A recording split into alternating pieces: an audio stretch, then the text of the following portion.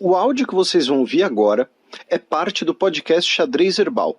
Caso vocês queiram ouvir mais sobre esse assunto e outros temas de política internacional, é só ir em xadrezherbal.com. Bem, passemos agora para a coluna aberta, no qual eu e o Felipe daremos um giro pelo continente mãe.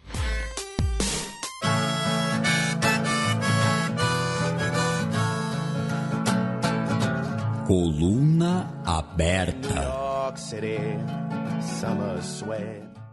Países da África Ocidental suspendem sanções econômicas contra o Mali.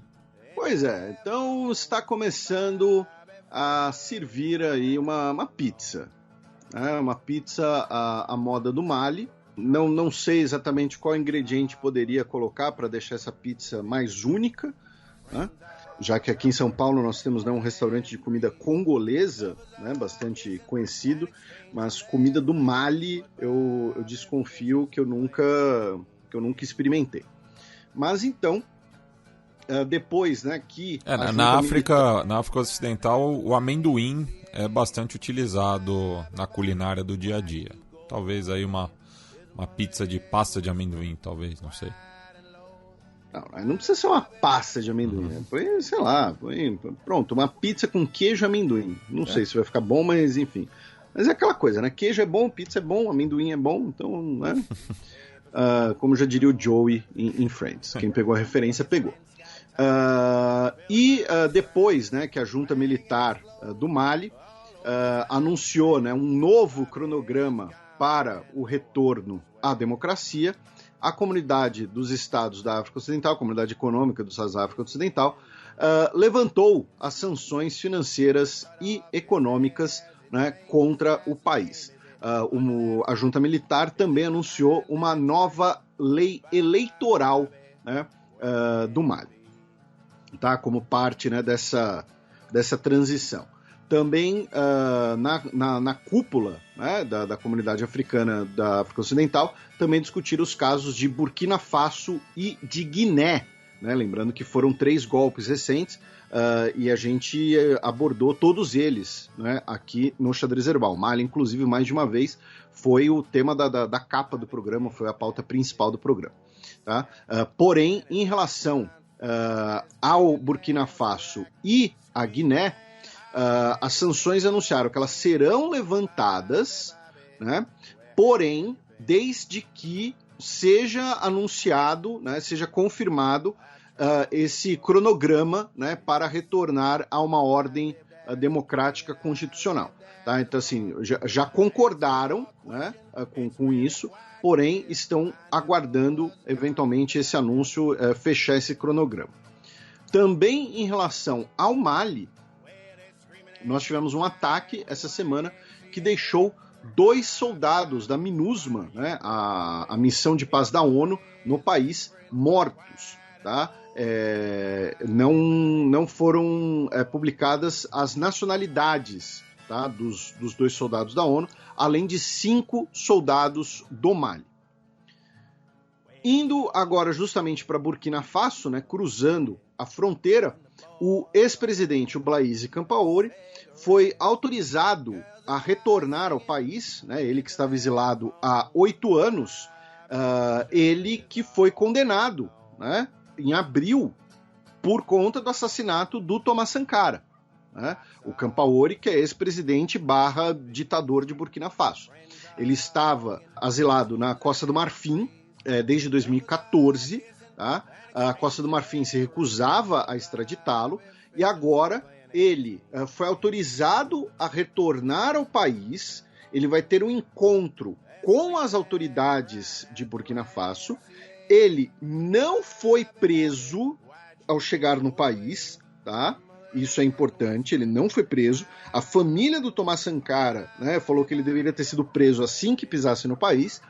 E também está se especulando se é possível que tenhamos uma pizza de Burkina Faso agora. E sim, antes que algum ouvinte comente, eu engasguei na hora de falar o gentílico de Burkina Faso, né? Eu sei que em francês é Burkinabé, né? É bonito, né? Burkinabé também serve em português. Então pronto. Então podemos ter mais uma pizza agora em relação ao assassinato do Thomas Sankara. De Burkina Faso, nós vamos para Gana com uma notícia do Átila, uma notícia do ramo do Átila, já que 2 pessoas em Gana foram dadas positivos para o vírus de Marburg, né, que é parecido com ebola, e essas 2 pessoas faleceram. Tá? Ainda vão passar por um outro exame para confirmar, né, para cravar se era doença de Marburg ou não que causou a morte dessas pessoas. Tá? Mas né, pode ser um possível surto, alguma coisa do tipo, algo para ficar de olho. Mas, repito, né, essa é uma notícia do ramo do Átila, então a gente não temos muito como comentar. De Gana, meu caro Matias, nós vamos para a Nigéria, com 2 notícias. Tá? Uma delas é que nós tivemos um ataque, muito provavelmente realizado por grupos jihadistas, a uma prisão que fica em Kuje, tá? Perto da capital Abuja. Essa prisão tinha 994 detidos e 879 foram libertos pelo ataque. Desses 879, 443 ainda estão foragidos. O restante foi recapturado, alguns deles, inclusive, se renderam voluntariamente. Segundo as autoridades, muito provavelmente o ataque, quando eu digo autoridades, eu digo o ministro da Defesa da Nigéria, o Bashir Magashi, tá? Que foi ouvido pelo Emmanuel Akintu no Guardian. Tá? O ataque muito provavelmente foi realizado pelo Boko Haram, um guarda foi morto, 3 outros ficaram feridos. Foi um ataque que envolveu dezenas de homens armados, segundo as autoridades nigerianas, tá? E, repito, pelo menos 443 ainda estão foragidos. Então, a gente só pode, né, especular o motivo do ataque. Se foi para libertar, né, pessoas, assim, centenas de pessoas, porque eram integrantes do Boko Haram, para se tornarem integrantes do Boko Haram, né, alguns deles até, às vezes, né, à força. Se for um ataque para libertar alguma liderança, alguma pessoa específica, uma célula específica, e as outras pessoas aproveitaram, ou se for um ataque para apenas causar confusão, causar caos, enfim, atingir um prédio do governo nigeriano. Né? Não dá para saber nesse momento. E a outra notícia em relação à Nigéria, mas não é apenas da Nigéria, né, é que o ex-ministro nigeriano e executivo da indústria do petróleo nigeriana, o Mohamed Barkindo, faleceu em Abuja horas depois de ter se encontrado com o presidente Buhari. E ele era o secretário-geral da OPEP, né, a Organização dos Países Exportadores de Petróleo. Né? Ele tinha 63 anos de idade. Tá? O mandato dele na OPEP já se encerraria agora, no próximo mês, depois de 6 anos, né, como secretário-geral da organização. A causa da morte ainda não foi revelada, pelo menos, enfim, enquanto fizemos o roteiro. Então, não é uma notícia que deve, por exemplo, morreu o secretário-geral da OPEP, então isso vai afetar o preço do barril do petróleo, alguma coisa assim, até porque, repito, ele já estava para sair. Né, mas eu não quero insinuar nada, mas me pareceu uma morte um pouco estranha, especialmente por ter sido horas depois ele se encontrar com o presidente, enfim, né, não sei. Da Nigéria, nós vamos passar rapidamente pela República do Congo, né, o Congo Brazzaville, o Congo francês, né, já que teremos eleições legislativas agora no país, no dia 10 de julho, no domingo. Dos 151 assentos, né, da Assembleia Nacional, 142 estarão em jogo. Tá? Atualmente, o governo tem 90 assentos e, muito provavelmente, né, o governo vai manter essa grande maioria e o Denis Sassou Nguesso vai continuar, né, governando o país que governa, né, praticamente de forma ininterrupta desde 1979. Ele que é o presidente do Congo, porém o Congo emula, né, com muitas aspas, o modelo francês de semipresidencialismo. Então, teoricamente, se o parlamento ficasse nas mãos da oposição, poderia gerar ali alguma dor de cabeça, alguma coisa assim, mas isso dificilmente vai acontecer.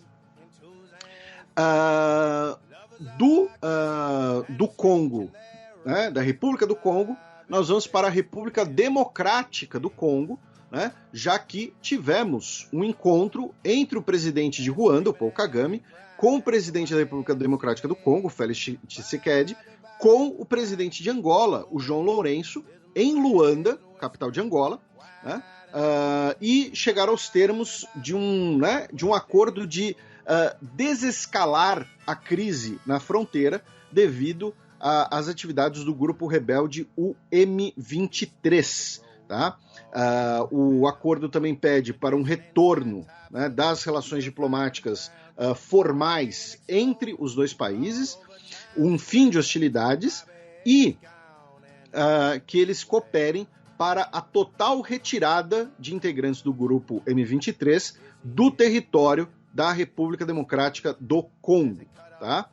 Só que aí no dia seguinte ao que foi anunciado do acordo, nós tivemos escaramuças no leste do Congo, em que pelo menos 2 pessoas morreram, tá? Escaramuças entre forças do M23, lembrando, o M23 é um dos vários grupos rebeldes e criminosos, né, que operam no leste da República Democrática do Congo, uma região com solo riquíssimo, como a gente já falou aqui, um subsolo riquíssimo, e o M23 tem um apoio indireto do governo de Ruanda, né? Além também de questões étnicas, né, da região, né, da região ali do Ruanda, Burundi... Do coração da África. E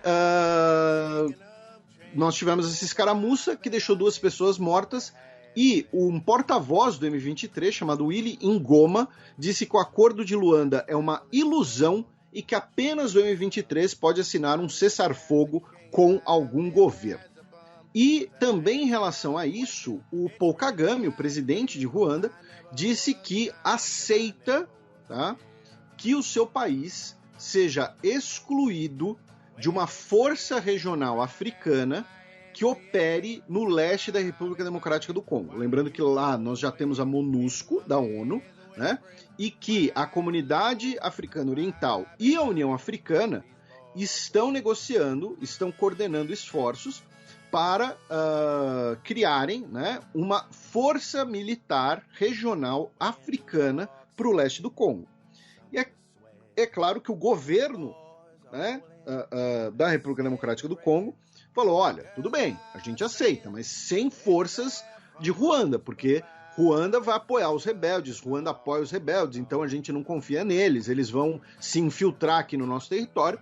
E aí o Paul Kagame falou que aceita que o país seja excluído de uma força regional.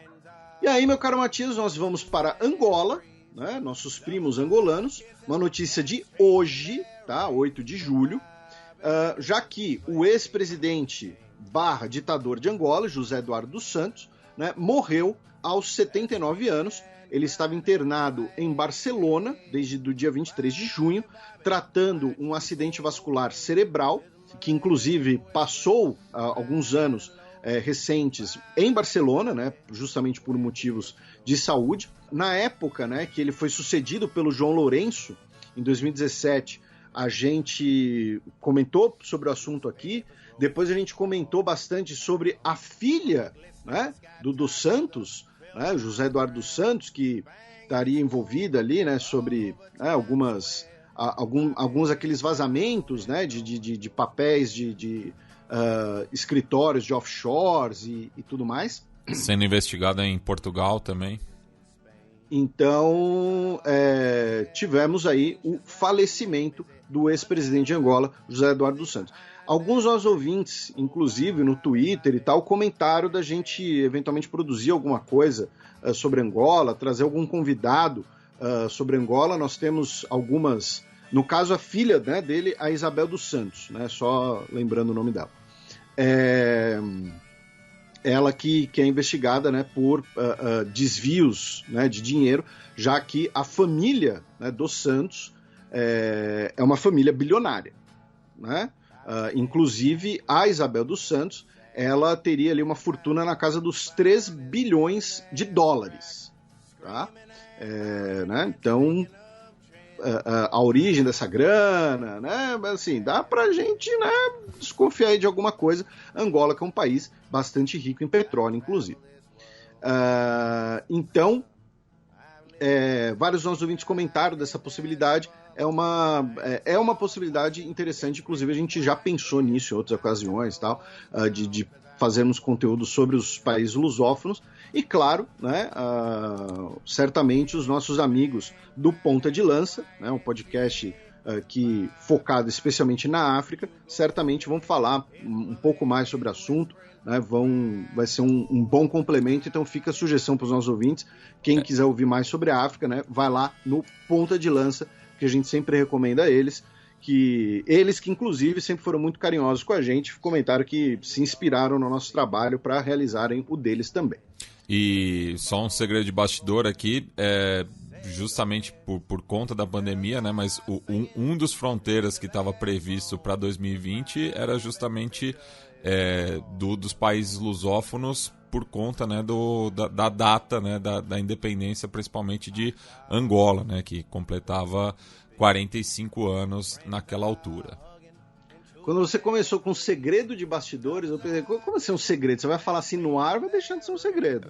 Mas não, tudo bem. Revelando. Não, mas eu já tinha sido discreto também. Eu postei uma vez a listinha de temas, de possíveis temas lá no Twitter. Enfim.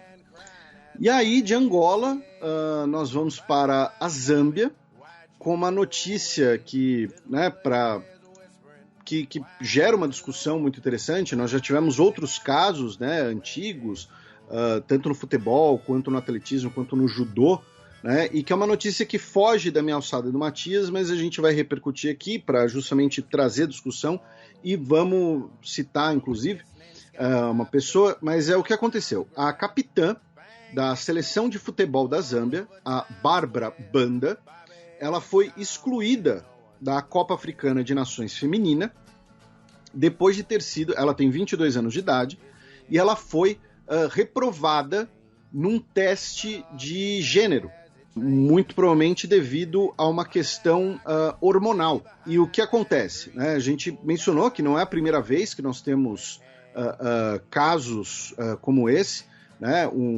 Nós tivemos aquela velocista sul-africana, a Caster Semenya, por exemplo. E a seleção feminina de Zâmbia, que tem o apelido de Rainhas do Cobre, já que a masculina é Tipolopolo, que significa balas de cobre. O da feminina é muito mais legal. E aí, obviamente, tanto o atleta, né, quanto a Federação de Zâmbia vão recorrer, né? Como eu mencionei, não é a primeira vez, né, que nós temos caso assim. E aí o que acontece? Ela joga no campeonato chinês e está com uma transferência para o campeonato espanhol em andamento. E, por exemplo, a Natana Garcês, né, ela trouxe lá no Twitter, ela que é seguida pelo Casarões, pela Irene Vidagala, né, dentre outras pessoas, ela trouxe uma questão que muitas vezes esses testes feitos em atletas são baseados, né, em parâmetros estabelecidos em atletas brancas do norte global. E muitas vezes essas divergências, digamos assim, afetam, né, na maioria das vezes, afetam atletas do sul, afeta atletas latino-americanas, atletas africanas, enfim. Então você tem ali um componente tanto socioeconômico, né, de países do norte e países do sul, quanto também de diferentes grupos nacionais, né? Então, novamente, é uma discussão bastante interessante de ser trazida, né? Repito, não é da nossa alçada, não é um tema da nossa alçada, nem questões... e a gente não está falando de uma atleta trans, tá? Não é... essa acaba sendo, são, claro, duas discussões que dialogam, mas que são discussões que acabam sendo também separadas. Então, a gente traz a notícia, até porque eu sei que muita gente talvez não tenha visto isso, né, mas é uma notícia interessante. Eu sei que para muita gente, para ser debatida, para procurar outras informações, outras fontes. Da Zâmbia, meu caro Matias, nós vamos para o Zimbábue, né? O Zimbábue, né, que virou meme, né, no início dos anos 2000, né, aquelas notas do dólar do Zimbábue. Né, a gente repercutiu isso nas primeiras edições do Xadrez Verbal, lá para 2015. Isso, acho né? que foi até tema de um deles. A inflação, né? E, enfim, a desvalorização da moeda. E agora o Zimbábue anunciou que pretende introduzir moedas de ouro na sua economia para conter a inflação. Ah, vai dar certo.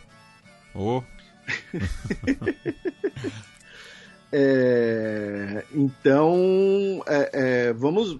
se vai dar certo. O seu comentário foi sensacional. E o valor do ouro, né, tem subido muito nos últimos anos, especialmente pós-2008.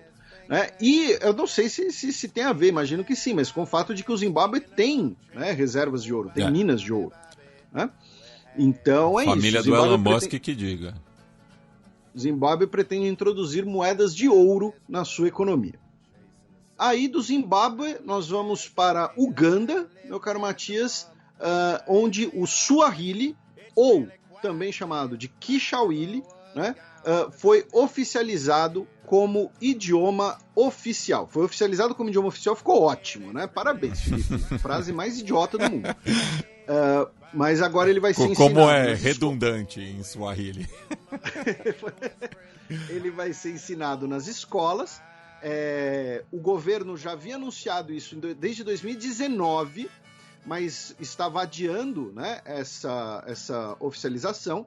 E agora, então, o Swahili, ou Kiswahili, né, será um idioma oficial de Uganda, ensinado nas escolas. De Uganda, nós ouvintes vão perceber que a gente vai realmente girar. Estamos dando um giro mesmo. O continente africano mesmo.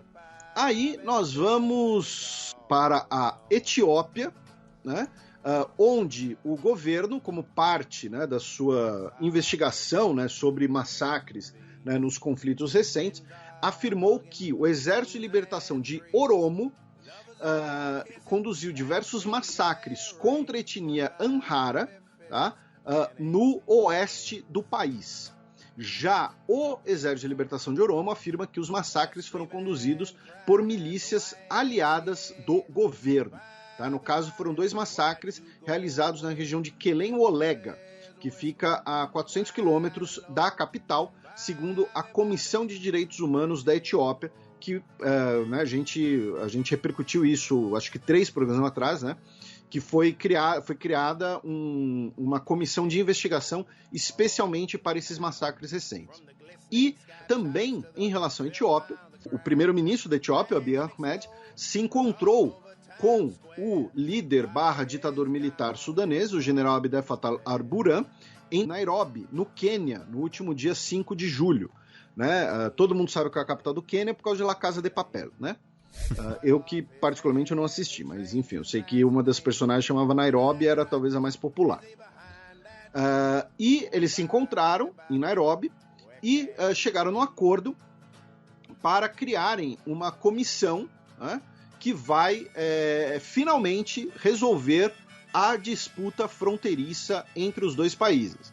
Né? Você contextualizou um pouco mais sobre isso no nosso último programa, né? Lembrando que, rapidamente, né, os 2 países têm uma divergência sobre a sua fronteira, tem também a questão das águas do Nilo, né? Já que o Sudão e o Egito são historicamente beneficiados pelas águas do Nilo muito mais do que os países das fontes do Nilo.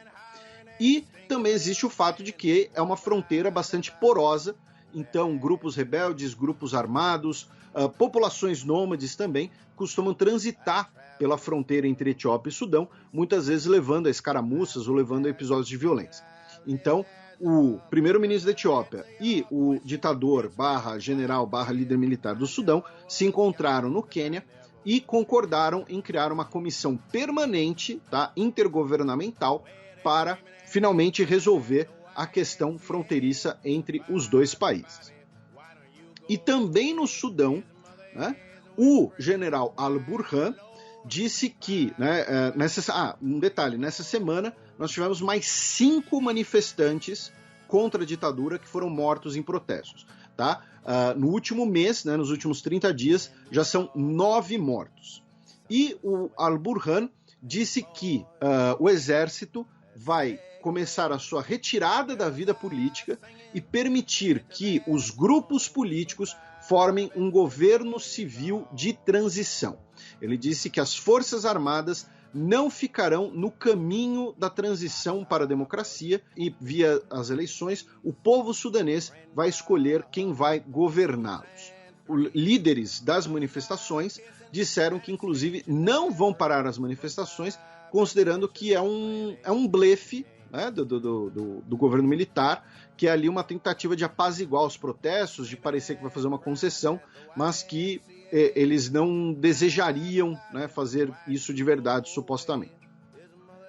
Do Sudão, a gente passa rapidamente pelo Egito, né, já que na cidade de Hurghada, que é uma cidade que fica no Mar Vermelho, é uma cidade resort, é um balneário, né, tem vários resorts e tem muitas atividades de mergulho ali.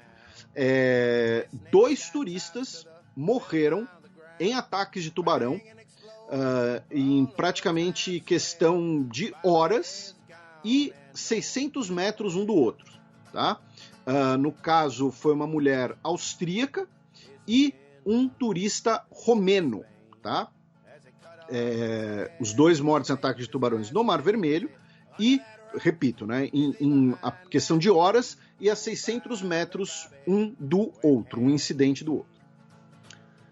Do Egito, a gente vai para a Líbia, meu caro Matias, já que no último dia 1º, quando a gente gravou o último programa, nós tivemos manifestações na Líbia, e na noite líbia, quando a gente já estava gravando, então acabou não entrando no programa, os manifestantes incendiaram o parlamento em Tobruk, tá? E assim, não foi incendiaram de tipo, putz, tem um foguinho aqui, pega um extintor, aí vem o de mococa com extintor assim e apaga. Não. Foi incêndio mesmo. Aliás, Tobruk, outro ótimo cenário de Battlefield de 1942. Então, não teve vítimas, tá, o incêndio. O prédio estava vazio, já que sexta-feira, né, é o dia mais sagrado do Islã. Sexta-feira é um dia... sexta-feira é como se fosse parte do fim de semana, né, em países muçulmanos, digamos assim. Né? Então, o prédio estava vazio, não tivemos mortes, nem nada, menos mal, né? E isso é parte, né, da Guerra Civil Líbia, que vem desde 2011, e cujo mais recente, né, episódio de crise, que a gente comentou aqui, é que o parlamento elegeu um novo primeiro-ministro, mas ele não é considerado legítimo. Né? Então, continua ali uma facção em Trípoli, uma facção em Tobruk, né? Então não mudou muita coisa. E o Antônio Guterres, inclusive, se reuniu com lideranças líbias em Genebra, tá? Num encontro que foi articulado pela Stephanie Williams, que é enviada especial da ONU para a Líbia, tá? Mas não chegaram num acordo, né? E lembrando que não temos eleições gerais na Líbia ainda. Né? As eleições gerais líbias estão sendo adiadas há anos, né? Seja porque não tem clima político, aí depois usaram a pandemia, né, como justificativa para adiar e tal. Então a crise na Líbia continua. Da Líbia nós vamos para a Tunísia, né, onde continua a construção, né, tijolinho por tijolinho, de uma nova ditadura na Tunísia, já que o presidente / ditador, o Kais Saied, que tem governado, né, por decreto há praticamente um ano, depois de fechar várias instituições, ele apresentou um projeto de constituição essa semana. E quando eu digo que ele apresentou, é ele mesmo, assim, sabe? Ele falou, tá aqui a Constituição do país, né? Então, assim, uma Constituição outorgada mesmo, estilo Pedro I com a Constituição de 1824. E ele apresentou essa sua proposta de Constituição e boa parte, né, dos juristas, boa parte das lideranças políticas tunisianas disseram que a proposta apresentada pelo Said ela é uma proposta que é perigosa, tá? Pois concentra muitos poderes no presidente e abre caminho para um regime progressivamente ditatorial. Tá? Usou essa expressão, progressivamente ditatorial. Outra notícia em relação à Tunísia, uma notícia interessante, né, é que a tenista Ons Jabeur foi à final de Wimbledon. Ela, que é uma tenista tunisiana de 27 anos de idade, se torna tanto primeira atleta árabe quanto a primeira atleta africana a chegar numa final de um torneio de Grande Slam. Tá? A final que agora vai ser nesse final de semana, né, salvo engano, amanhã, sábado, dia 9. Né, eu que não acompanho muito tênis, para ser sincero, né, mas para quem gosta, certamente vai assistir e tem um motivo a mais para prestar atenção aí na final. E a quadra central de Wimbledon completou 100 anos também. Outro detalhe interessante aí. Lembrando que assim, né, muita gente fala tênis, né, e tênis de mesa. Né, o pessoal do tênis de mesa fica bravo com o termo ping-pong. Um abraço pro Augusto. Mas eu particularmente, eu acho que o justo seria irritar os dois. Então por isso que tem que falar ping-pong e ping-pong de quadra. No caso de Wimbledon, de campo. Exatamente. Não é tênis, não é tênis de campo. É ping-pong de campo. Boa, pronto. Ping-pong no gramado. Aí a gente, né, volta para o sul, ali na costa ocidental africana, primeiro passando pela Gâmbia, já que o governo assinou um plano com o Banco Mundial que vai investir 68 milhões de dólares na indústria do turismo em Gâmbia, tá? E também para proteger a costa de Gâmbia, para proteger a indústria do turismo dos efeitos das mudanças climáticas. Tá? O turismo que corresponde a cerca de 1/5 do PIB de Gâmbia e é a maior origem de moeda estrangeira que entra no país. Tá? E finalmente, nesse nosso giro pelo continente africano, terminando quase no ponto onde começamos, em Guiné, tá? A junta militar suspendeu o plano, né, o projeto da mina de minério de ferro de Simandu, tá? Afirmando que vai procurar novos parceiros, tá? Para a mina.